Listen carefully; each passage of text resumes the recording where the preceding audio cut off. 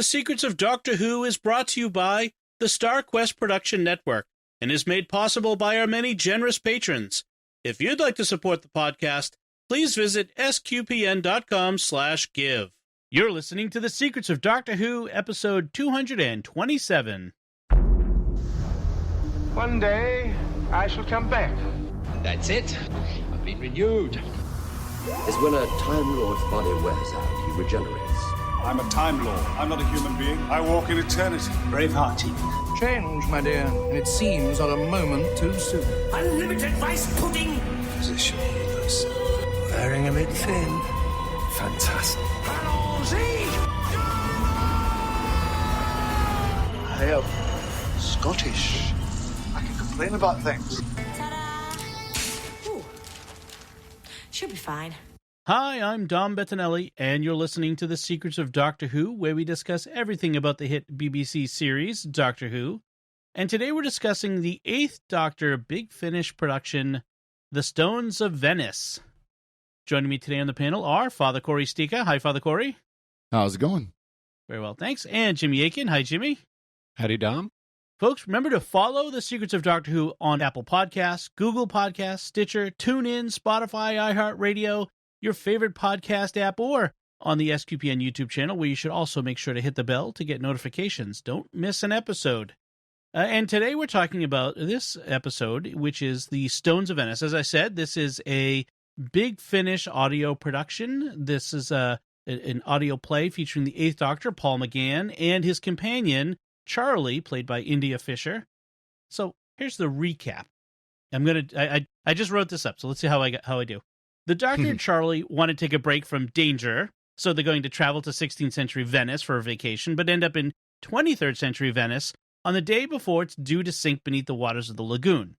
The city's been under a curse by the late Duchess Estella, who apparently killed herself exactly 100 years previously, but cursed it so that the city and the Duke would survive for exactly 100 years. And the Duchess was mad at the Duke because he gambled her away in a card game, which is interesting. Now, the city is only left with three What is groups. she, the Millennium Falcon? That's what I was thinking. kidding. That's exactly what I was thinking. The city is only left with three groups. The Duke and his decadent followers, the upper class or something, who are partying at the end of their world. A cult of Estella who believes that if they can find a portrait of her, they can bring her back and save the city. And the underclass of gondoliers who have somehow adapted a mutation to become amphibian and thus expect to survive the deluge and inherit the city. Charlie gets kidnapped by the gondoliers, who drug her to and make her pretend to be Estella, thus distracting the Duke from finding a solution to the destruction, not realizing the Duke doesn't care and he's not trying to prevent the destruction. The Doctor ends up with the Duke's art curator, named Churchwell, and after promising to rescue the art collection with the TARDIS, which contains some art that the Doctor deems to be of alien origin. The art collection, not the TARDIS. Yes, Right. yes, sorry. They are kidnapped by some cultists, and the Doctor also finds that the cultists are in possession of Estella's tomb or coffin. I wasn't quite sure whether I think it's like a sarcophagus sort of thing. Mm-hmm.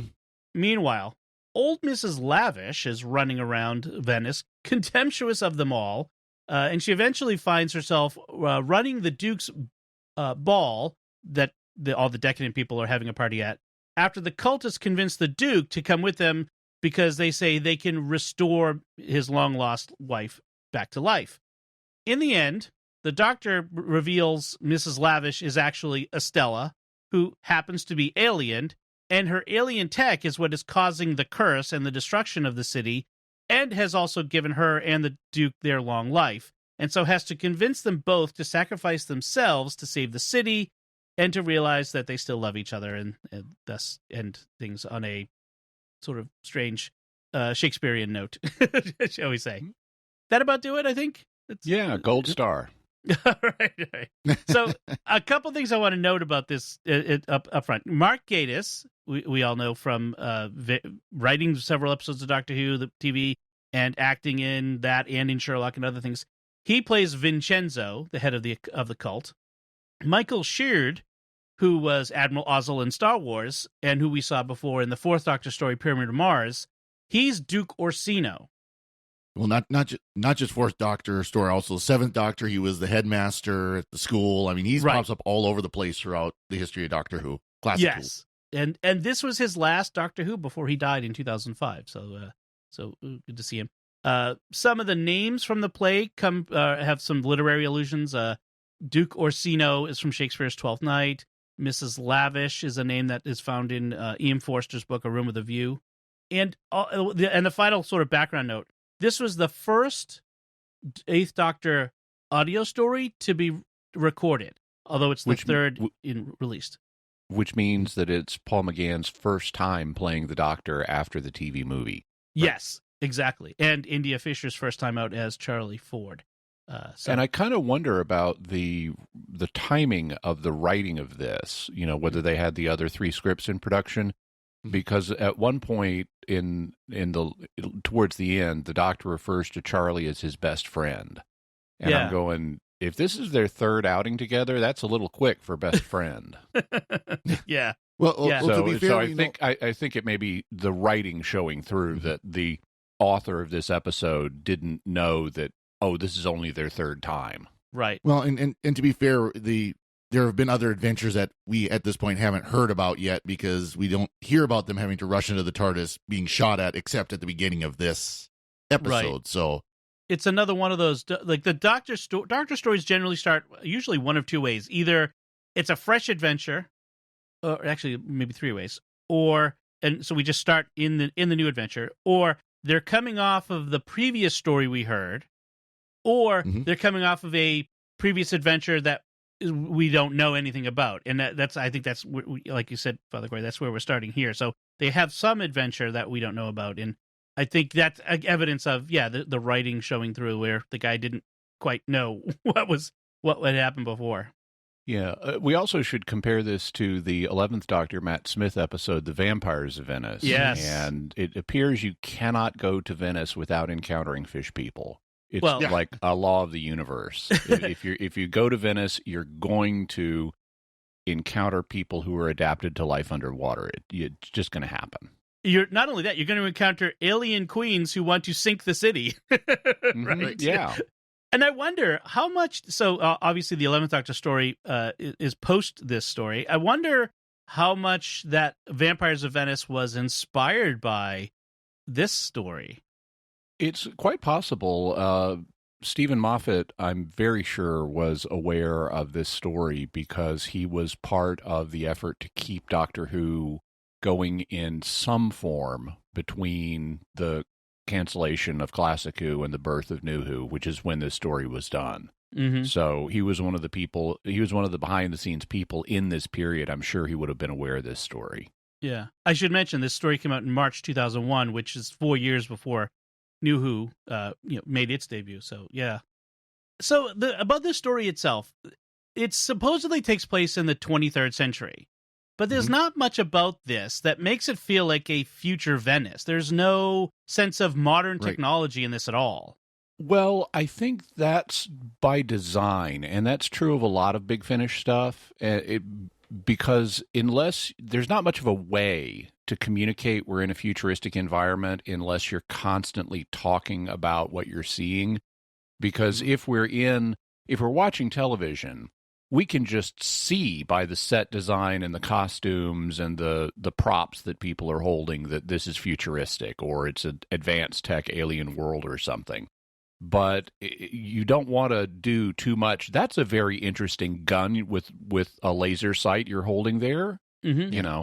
It doesn't come across as well in dialogue. And so we're left in a lot of Big Finish to just infer. I mean, we're told the cultural setting, but then unless it has sonic implications, meaning sonic in the literal sense of the term, not the I'm off on a romp sense. Yeah. They don't really talk about it that much. Well, even then, like I was left thinking, there is like no mention of vehicles or computers. There's not even 20th century tech. Right. Well, yeah, but think about how relevant those are to the plot. Nobody really needs to interact with a computer in this. I mean, you could, if you wanted, sneak in a computerized access panel to a door, Mhm. But that Right. would be, but those also in the future may operate so seamlessly that people don't need to talk about them. And then in terms of vehicles, well, we do have gondolas, and they have gondoliers, and that is anachronistic. But so are the horses and carriages in Central Park in New York City. Mhm. They're deliberately part of the local color because of the tradition. I was going to say, I mean, obviously the gondoliers are anachronistic today in Venice. Sure. They're not driving, gas powered or electric powered boats through the canals. They're still doing it the old fashioned way. There are still gas powered boats in Venice today. Yes, and that's the other thing too, is it does mention the barge of the Duke, but we don't know anything about it. If it's some kind of propelled machine or something like that, we don't know that either. And this isn't just I found a little detail thing like that. For me, it was a plot problem because the plot revolves around they're stuck in this city. No one can get out anymore. All the last boats have departed, and now everyone who's left is doomed to die. I'm like, helicopters? Oh, I took that as this has been deemed a hazard zone, and if you're choosing to stay there, we're not coming back for you at this point. It's like when Mount St. Helens blew up, there were people who said, I'm staying in my mountain cabin here. And it's, at some point, it's like, okay, we're not sending a helicopter back after you. Yeah. I think the big thing about it is it kind of contributed, even though it's set in the 23rd century, it sort of has a sort of semi-magical feel to it, a fairy tale sort of feel to the story. Yep. I think that might have been the intent. And I wonder, too, if they purposely did not put any kind of hint of technology in there to kind of show, so Venice had become kind of this historical place that there really wasn't a technology. I mean, this is just kind of headcanon. Again, maybe headcanon or whatever, but I mean, it's that kind of idea of the city itself. The historical center of the city was left pretty retro on purpose. Yeah. Because again, it's the same thing of the gondoliers. There's absolutely no reason at all to go to Venice and ride a gondola, except that's just what you do when you go to Venice. You go to Venice and ride a gondola. Because, like you said, they've got motorboats. Right. Yeah. Yeah, I think also this syncs up with something that's really more broadly part of Doctor Who and a lot of science fiction. There's a chance. Now, we don't know what's going to happen in the future with technology. We can assume, given that we don't have a major planetary disaster like a plague or an asteroid hitting, that technology will continue to advance. But we don't know how much it will advance and how much life will change. Now, given what's happened so far with technology, our lives have been enhanced, but we're basically still kind of living the way humans always have. I mean, we have shelters, they're a little bit different, but we've been living kind of the same way since the Stone Age. Yeah. We've had houses that long. We've been living in one place. We're not nomads. We're not hunter-gatherers. We have jobs. All of those things that fell out of the agricultural revolution are still with us. And there's a possibility that transhumanism is going to happen, and we're going to get robust AI, and that'll radically transform human existence in ways that are unimaginable to us. But precisely because they're unimaginable, they don't show up in science fiction very much, because it's very hard to do good storytelling in a setting like that. And so the assumption is people are going to still be kind of living the way they are now, but with some extra technological abilities and comforts. And that's Doctor Who, that's Star Wars, that's Star Trek. That's also Big Finish Doctor Who. So it's assumed that things are pretty much the same, and they don't really go into the technology unless it's relevant to the plot. You can just kind of assume that there is extra tech that we're just not hearing about in these settings because it's not plot relevant. Of course, that doesn't get them out of, oh no, it's the 22nd century and we don't have a cure for smallpox or whatever it may be. It's like, actually, we got the smallpox cure in the 20th century, so you should have that. Right. It's legitimate to make criticisms like that. Yeah. I just felt that the setting, I like the setting, the Venice setting, and Venice is always a fun place to set a story especially this sort of mysterious story. But yeah, I thought it was kind of odd that it just didn't feel futuristic, even though they say like this didn't need to be 23rd century necessarily. It could have been any century, but that was odd. anyone in the future where, I mean, it could be later 21st century if Venice is going to fall into the sea. Then it just can't be in the past. Well, right. Yeah. Although they did that with Vampires of Venice, where it was going to sink into the sea. All along, we knew it wouldn't, because that's not the history of it. But in this case, the Doctor goes in saying this is the day that that it's about to fall into the sea. Right. That's true.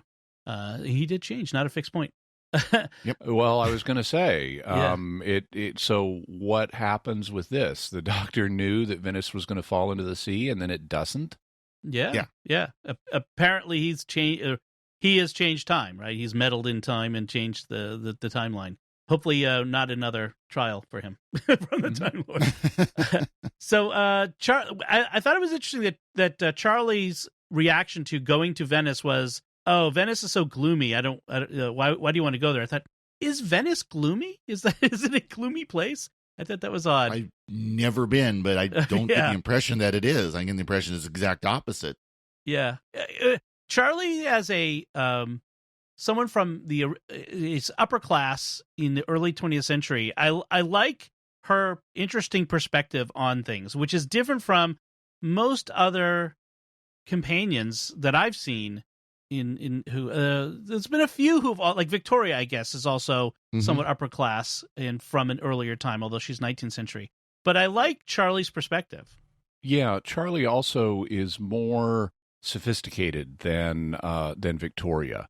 Victoria had the ability to come out of her shell and do things when, especially in her first adventure, Evil of the Daleks, she really stepped up to the plate. But then she kind of retreats and becomes a little bit more of a damsel in distress.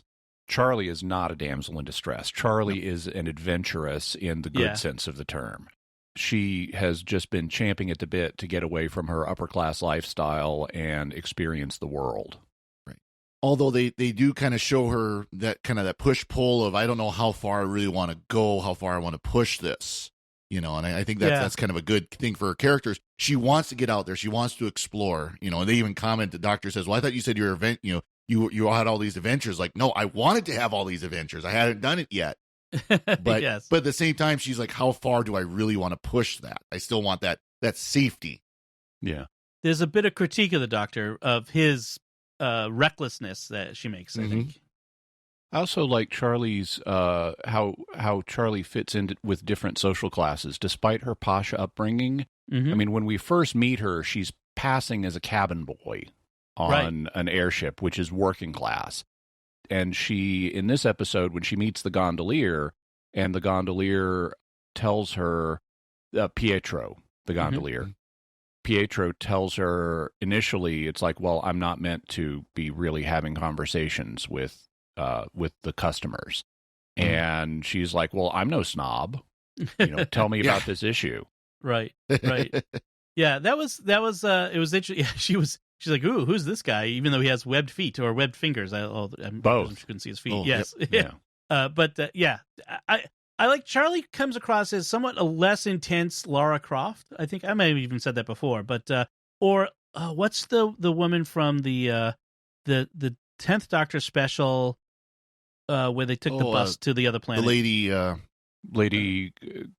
Now I'm blanking on her name. Yeah, she was totally. She was totally a Lara Croft. They just gave her a Big Finish series. I have no interest in because I didn't like that character. To me, Charlie comes across as a more polished, more sophisticated ace. Yeah, yeah. That actually is a really good example. In fact, I almost picture her not as Ace, but as a similar look to Ace, and that must be why, because she does come across a little bit more polished. Instead of kind of the 80s style jacket, nylon jacket, she's wearing a bomber jacket or something like that.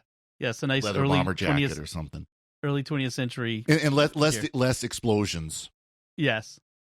One of the things I noted about this is the interesting characters that almost the entire cast of characters start out as monomaniacal and self-centered. And so hear me out. So Orsino only cares about his loss, himself. He doesn't care about the city, his people, the artwork, anything. He just cares about his own pain. Churchwell only cares about the art. He doesn't care about the people, doesn't care about, the destruction of the city. He just cares about the art. Pietro only cares about his people taking over the city. Estella only cares about revenge. And the cultists only care about being insane or something along those lines. And it's very interesting. Keep going. And the Doctor and Charlie only care about having adventures. Well, there's a good point, actually. Although everyone does seem to come around some of them seem to come around except the end, some of them don't. Yeah, the cultists they just go onto a new thing. I think when we initially meet them, I think Churchwell gets a bit of a pass, even though he does care about the art, and that's his primary motivation here. I think it's because he realizes he can't do anything for anybody else. He's got a very limited role. He's trying to do what he can. He is concerned about future generations and preserving the art for them. So it's not just the art itself he cares about. It is people. Okay. And Pietro, when we first meet him, is not all about his people. He's just a gondolier who, seems nice, and it takes a while for his true motives to emerge. Yeah. So I think that they are both not quite as monomaniacal. I agree that Count Orsino is closed in on himself to the point of he's just become totally self-centered and is wallowing in his pain. And Mrs. Lavish is taking some kind of perverse delight in what's happening to the city. And, of course, Vincenzo is a typical cardboard cutout cultist that has no real depth. Yeah, he just chews the scenery everywhere. So, one of the aspects of this that feel a little more futuristic is this drug they give Charlie. And it feels like almost like a bit of a shortcut by the writer we need Charlie to be forced to go along with this charade. And they give her the gondoliers give her a drug that will make her amenable to impersonating Estella. And that even feeds her information that she'll need to impersonate Estella. So she's like hearing voices in her head that prefigure and postfigure various things about Estella. And it is a shortcut, but I like it. It's an effective one, and I like that they don't spend time telling us what's happening. Right. Once she realizes she's under the effect of the drug, she's like, Pietro, what did you give to me? And they just brush past that, and it allows us, the audience, to figure out, it's some kind of advanced technological drug that both manipulates her suggestibility and feeds her information. Right. And actually gives her some mind control, because at one point she says, I can't control my legs. My legs are, I'm walking on against my will, basically. Right. And so there's some mind control aspect of it as well. So that is a kind of a hint they threw in there. And that does say something, because you can imagine classic Who, they would have all kinds of beeps and boops in the background for technology going off. And here it's just kind of like, we've got this super advanced drug that basically controls you when we want you to. Yeah. And moving on to the next thing, they don't spend time on it. I also like how, speaking of the sound design of the show, I mean, we have a cast of 7 people, and I'm sure some of them are doing background voices because that's common in Big Finish. They'll get some Walla Walla from the people they have, but with just 7 voice actors, they make it sound like we're in a doomed city with parties going on. Yeah, they do. Yeah, the sound design's really good. You feel when they're on the gondola or in the barge, you get the sense that that you're on the water. In the different places they go into the tombs, they were in the there was a little bit of I had a little issue, and I don't know if it's just me and my hearing, but sometimes I found it hard to understand the voices that were talking when they were in the ball. Sometimes the background voices were a little too loud, but that's just a minor quibble. I like the sound design and the construction of the story that way. Well, it's interesting too that I want to just kind of mention on that, because this was early in Big Finish's time. This was very very early.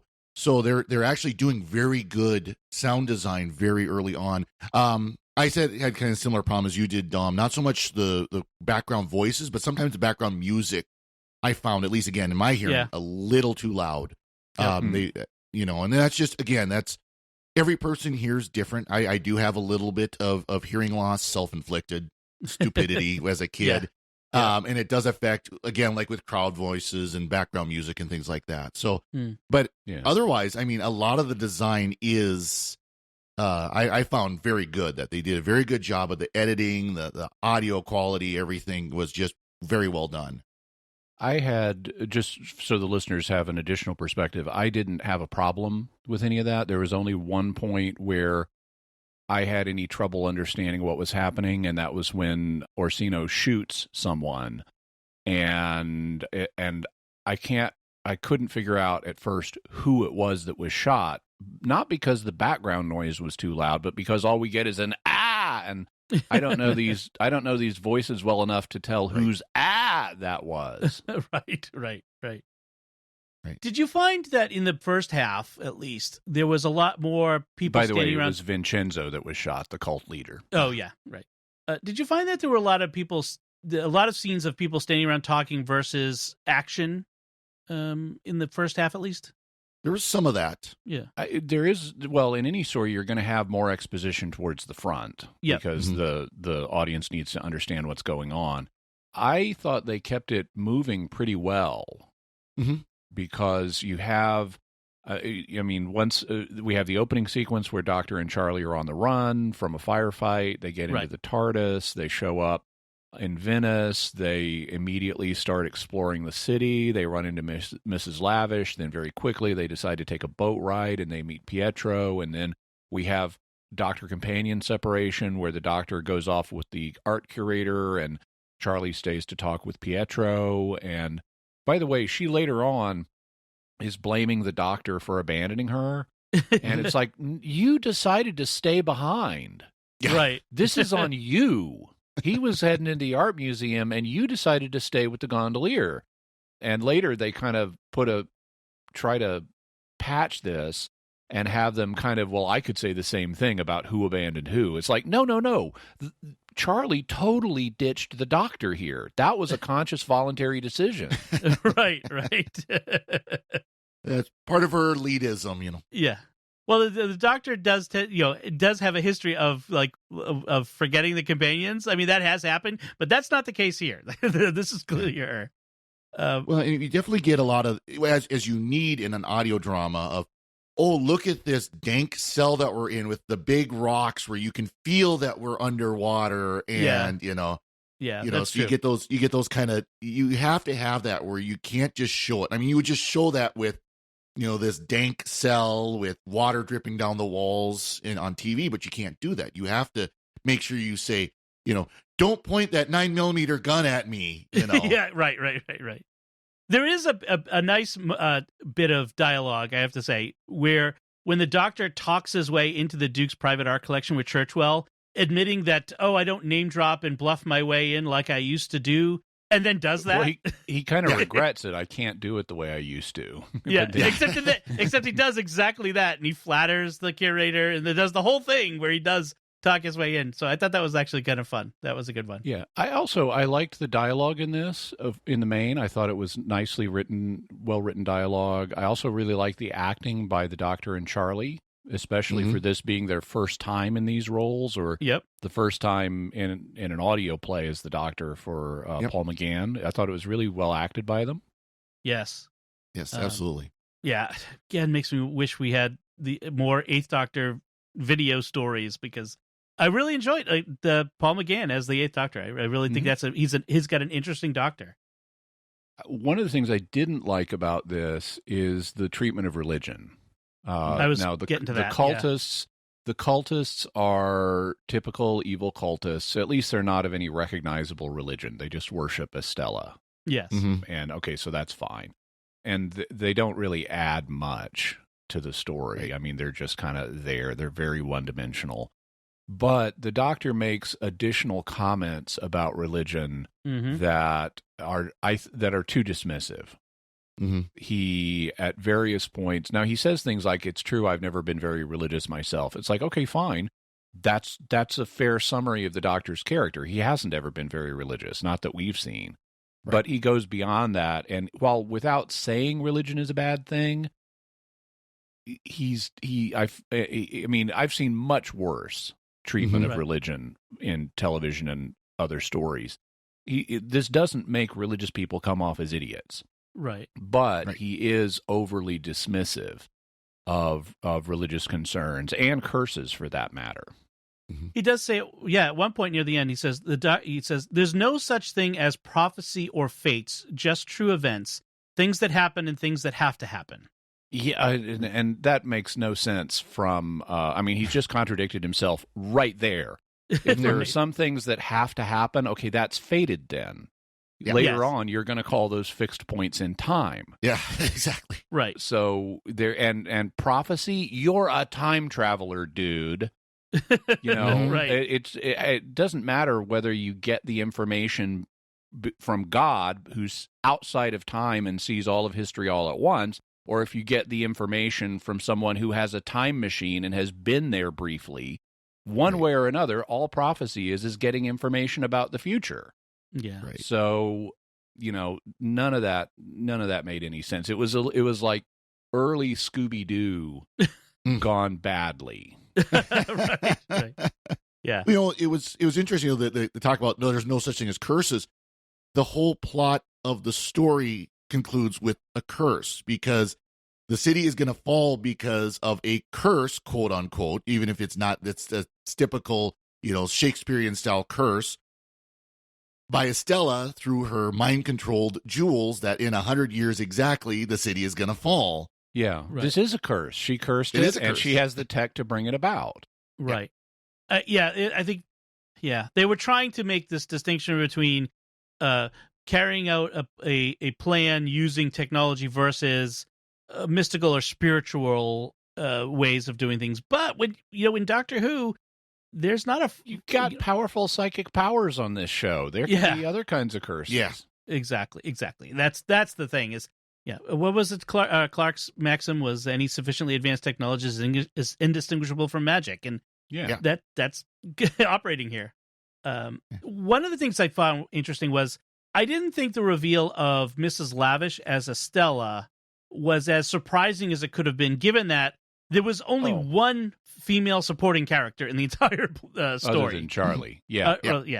I didn't find so there are sort of two reveals in this. The first one is the gondoliers are not going to die, and they expect to inherit the city.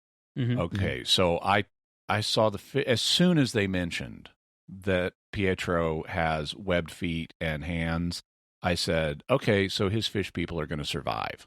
Right. And so that was just instant. And I saw the Mrs. Lavish as Estella thing coming way in advance. Really, I saw a glimmer of it as soon as we met her, because she's talking about how after the city sinks, she's going to, even though she's also talking about dying in the process, she's talking about how she'll she'll go to like a ballroom and watch the chandeliers grow moldy with undersea stuff. And I think, okay, so she's not just an ordinary human woman. I initially assumed she was a fish person. Yeah. Right. And then as things progress, it's like, okay, no, she's Estella. And whether Estella is a fish person or not will have to remain open until the climax. But I didn't find either one of those reveals surprising. I also wasn't objecting to them. Yeah. It wasn't like painful waiting for these to be paid off. But in terms of the overall shape of the story, so it's like, about 2 hours long. Mm-hmm. Yeah. And I found it very engaging for most of the runtime. I mean, there were imperfections, but I found it quite engaging for most of the runtime. And then when we hit the climax at about the 15 minutes till we're done point, it started to fall apart for me. Yeah. Because at that point, all the reveals have been done, all the cards are on the table, and neither Orsino has never been much of a sympathetic character, although he becomes sympathetic at times because of his grief and guilt over what happened with Estella. Mrs. Lavish initially is kind of sympathetic. She's this fatalistic old woman, but still kind of likable. Mhm. But then once her identity as Estella is revealed, she's just a term I don't want to mention right now. She's Haradan. she's very unsympathetic in the end. She's just like, I just want everybody in the city to die, and you all deserve it because of how I got treated. You just want to shake her and say, these are human beings, these are people. Even if you're not a human, you are a person, and these are other people.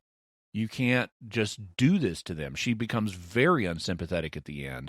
And then what they're trying to do is a redemption arc with her and Orsino. And so the Doctor has the jewels that are in control of all of this. And the writing is starting to wear thin here because the Doctor is saying, well, anybody could just use these to actualize their, bring the Krell back from the dead. And cause problems like in Forbidden Planet. And well, if that's true, Doctor, why don't you put them on and solve the problem? Yeah. So that's a weakness. But then Orsino demands to have them, and it's like, let me have them, Doctor, and well, what are you going to do with them? Just trust me, just trust me, just trust me. You have no choice but to trust me. Just tell him you're going to fix it. and so Orsino gets them to fix it, and then but it's going to cost his life. Okay, fine. And then he talks Estella, who finally decides she does love him after all, into getting in the flame with him for no apparent reason. And so we have this paint by numbers ending where the two end up dying and redeeming themselves. And it's not paid off well. They could have fixed it with a couple of lines of dialogue because we need a reason for Estella to die if they're going to do this tragic lovers thing. And what they should have done is have Orsino start the process of fixing it and then have him realize he can't do it alone. And he needs to say, like, I can't do it without you, Estella. Join me so we can save these people. And then she would have a good motivation to get in the flame with him, and you can have your redemption finale. They also should have boxed it in so, like, only he and she can do this, so, like, other people couldn't. But I thought at one point they said that in order to the reverse, they had to have, so the extension of Orsino and Stella's life was at the cost of the price of Venice's future, Venice surviving.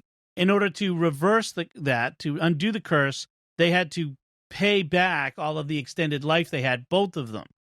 And so I didn't get that. I got that one of them's going to have to die to pay back the extended life, but I didn't get that they both did.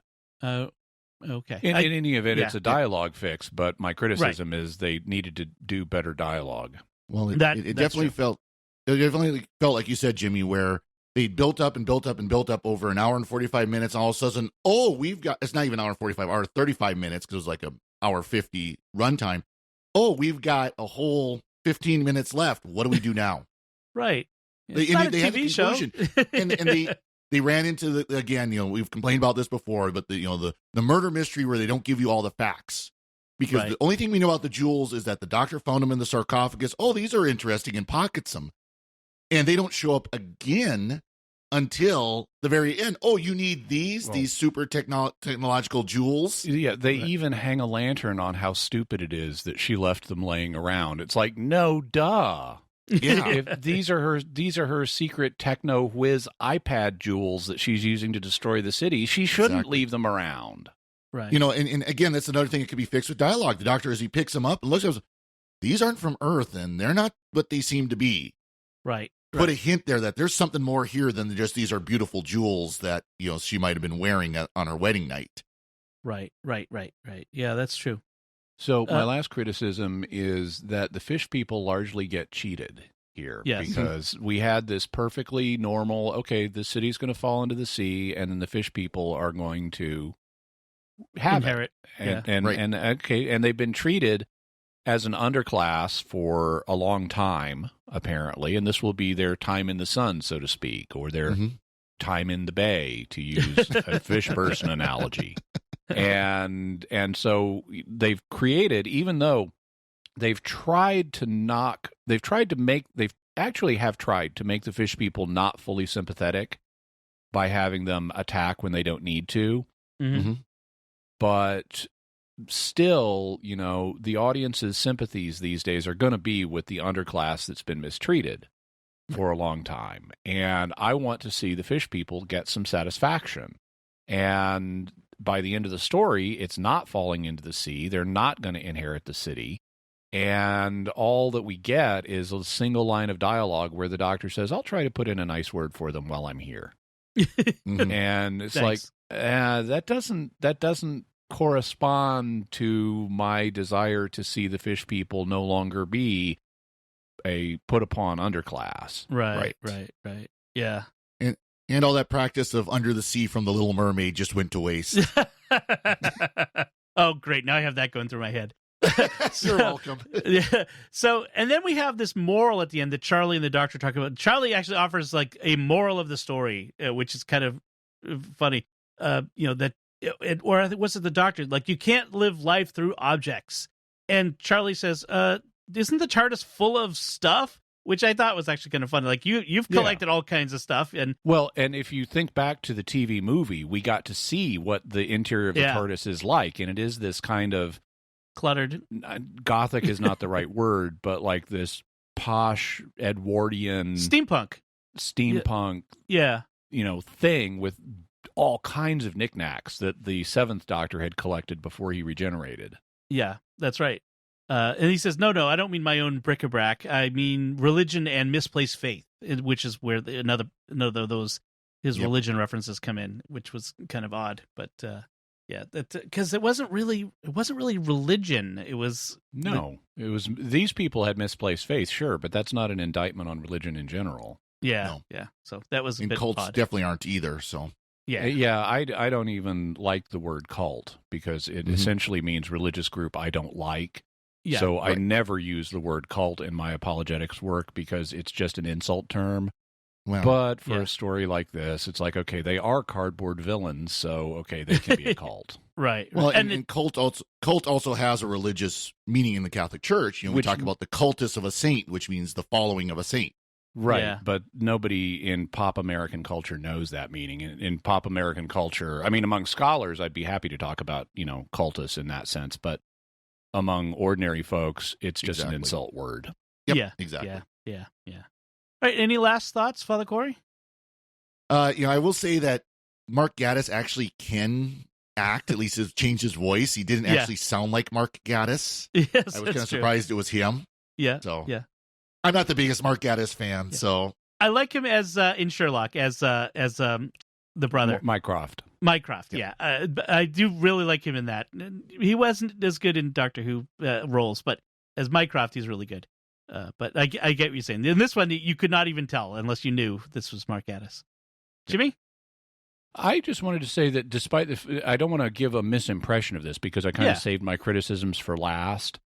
Mm-hmm. And I enjoyed this overall. I think the last 15 minutes are weak or weaker than they should be, but I see what they're trying to do. And it's still, overall, it's an enjoyable adventure. So I wouldn't put anybody off from listening to this.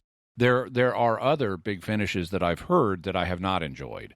Mm-hmm. Some I love, like Live 32, I think is awesome. That was good. Yeah.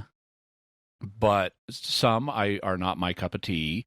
This one is in the middle. This one is enjoyable. I'd be if I'm listening my way through the Eighth Doctor, I would definitely listen to this. I wouldn't consciously avoid it because overall it's a nice story. It's a kind of atmospheric piece.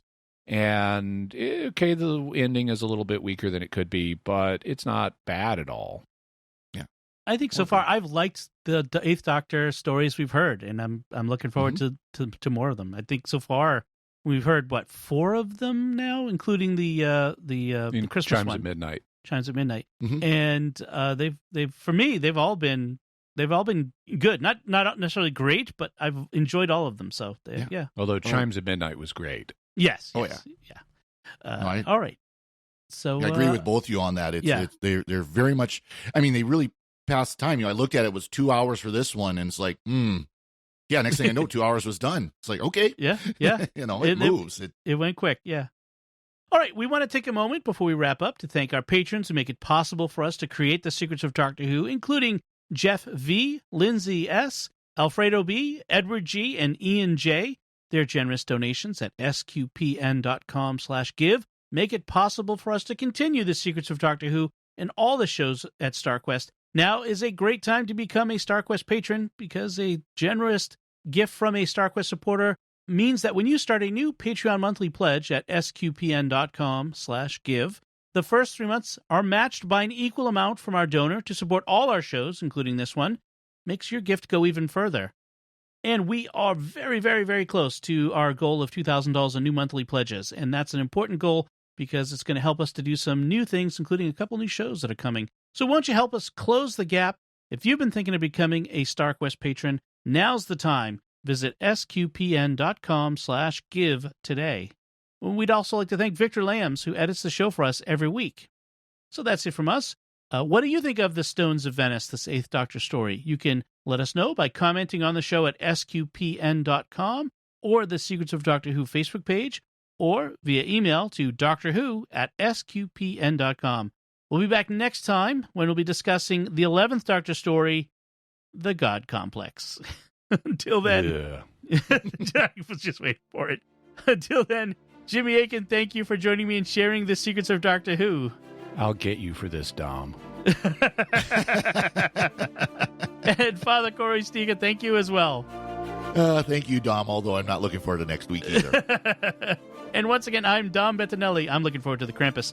Thank you for listening to the Secrets of Doctor Who on StarQuest. And remember, thank you, Doctor. You've brought me somewhere horrible where everyone wants to die. Right. This is going to be fun.